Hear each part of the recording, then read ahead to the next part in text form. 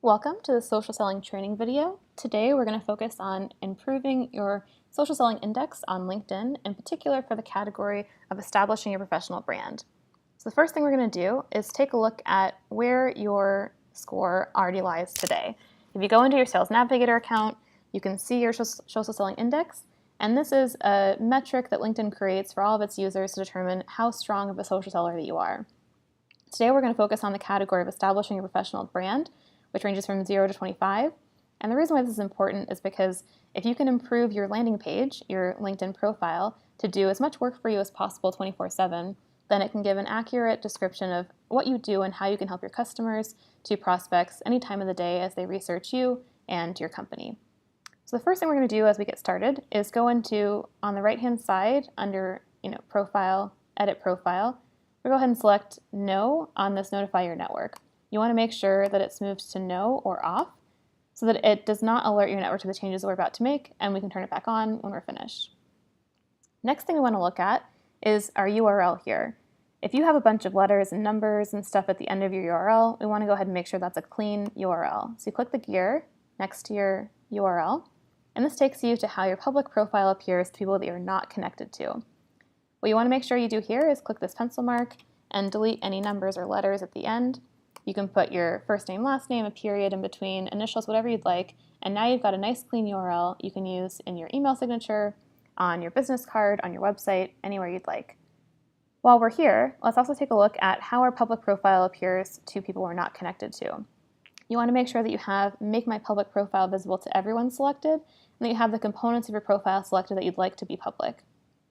Go ahead and save again after you've reviewed, and then we'll go back into Profile, Edit Profile.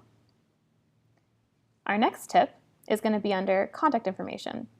So go ahead and click your contact information, and the first thing we want to make sure that we have is that our email address is our company email address.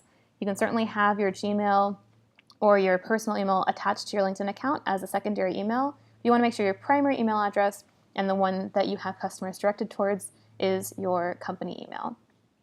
Next, we're going to take a look at websites. So you might have something that says company website here, and it might even be your old company.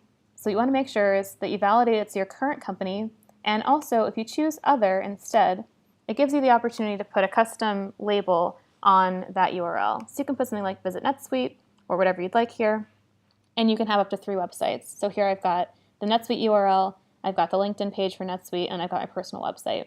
If your vertical has a landing page, you can also add that. Anything you'd like, you can put a couple websites here and make sure that you label them appropriately. Our next tip is going to be under Headline. I find that Headline is an often underutilized part of how you can really be selling on LinkedIn. Instead of putting account executive or account manager or whatever your title is that already appears in your description, you can put something more provocative, like still running your business on spreadsheets. I have a bunch of other ideas if you'd like me to send you a list of other options you can put here as your headline, but putting something provocative and interesting in the form of a question is something that I've seen a lot of reps have success with in not only being able to explain how they can help their prospective customers better, but also having customers even approach them for help, which is exactly what you want to have happen when your page is working for you. Our next tip is going to be under your description area. First thing you want to make sure is that you've got your description fulfilled in something that is customer-facing language and not recruiter-facing language.